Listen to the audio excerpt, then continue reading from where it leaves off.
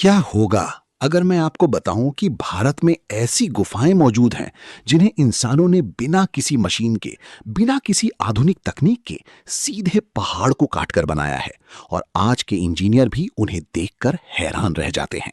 सोचिए, न कोई क्रेन, न कोई ड्रिल मशीन, फिर भी पूरे पहाड़ को अंदर से खोखला करके मंदिर, मूर्तियां और चित्र बना दिए गए। क्या ये सिर्फ मेहनत का कमाल था या इसके पीछे कोई ऐसा रहस्य छुपा है जिसे हम आज तक समझ नहीं पाए हैं? महाराष्ट्र में स्थित अजंता केव्स और एलोरा केव्स लगभग 2000 साल पुराने माने जाते हैं। इन गुफाओं में बौद्ध, हिंदू और जैन धर्म की अद्भुत कला देखने को मिलती है। यहाँ बने मंदिर, स्तूप और मूर्तियां उस समय की संस्कृति और आध्यात्मिकता का जीवंत प्रमाण हैं। लेकिन सबसे बड़ा सवाल आज भी वही है, जब उस समय कोई आधुनिक मशीन नहीं थी, तो इन विशाल गुफाओं को आखिर बनाया कैसे गया? एक पूरे पहाड़ को ऊपर से नीचे तक काटकर इतनी सटीक संरचना तैयार करना आज भी आसान नहीं है। फिर हजारों साल पहले ये कैसे संभव हुआ?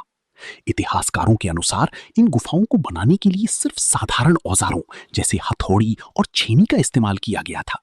कारीगर पहाड़ को ऊपर से नीचे की ओर काटते थे ताकि संरचना मजबूत बनी रहे। सबसे हैरान करने वाली बात यह है कि उनके पास कोई ब्लूप्रिंट या नक्शा नहीं होता था। फिर भी हर स्तंभ, हर दीवार और हर मूर्ति बिल्कुल सही जगह पर बनाई गई। एलोरा की गुफाओं में स्थित कैलासा टेम्पल इस कला का सबसे अद्भुत उदाहरण है। ये मंदिर एक ही चट्टान को काटकर बनाया गया है। अनुमान लगाया जाता है कि इसे बनाने के लिए लगभग 2 लाख टन पत्थर हटाया गया था।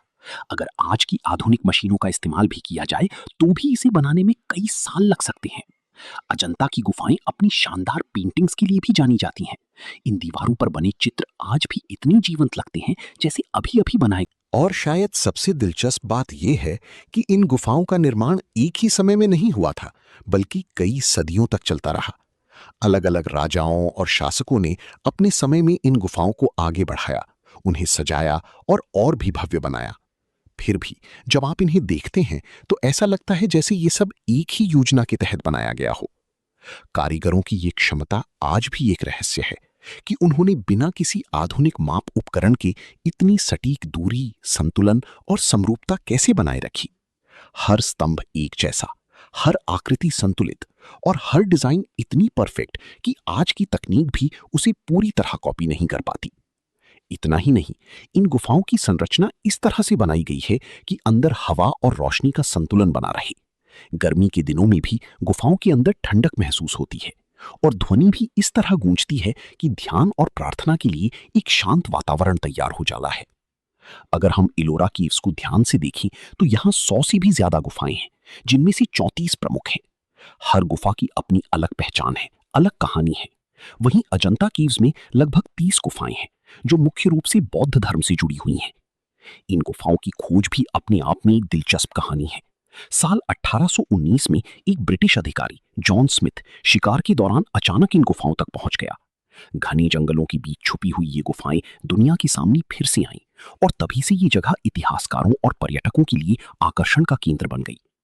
आज ये गुफाएं यूनेस्को की विश्व धरोहर सूची में शामिल हैं और पूरी दुनिया से लोग इन्हें देखने के लिए आते हैं। ये सिर्फ भारत ही नहीं बल्कि पूरी मानव सभ्यता की एक अनमोल धरोहर है। लेकिन आज भी एक सवाल हमारे सामने खड़ा है, क्या हम सच में अपने पूर्वजों की उस कला और तकनीक को पूरी तरह समझ पाए हैं, या फिर अभी भी बहुत कुछ ऐसा है जो इतिहास के अंधेरे में छुपा हुआ है? Before we move on, don't forget to like this video and subscribe. It really helps the channel grow.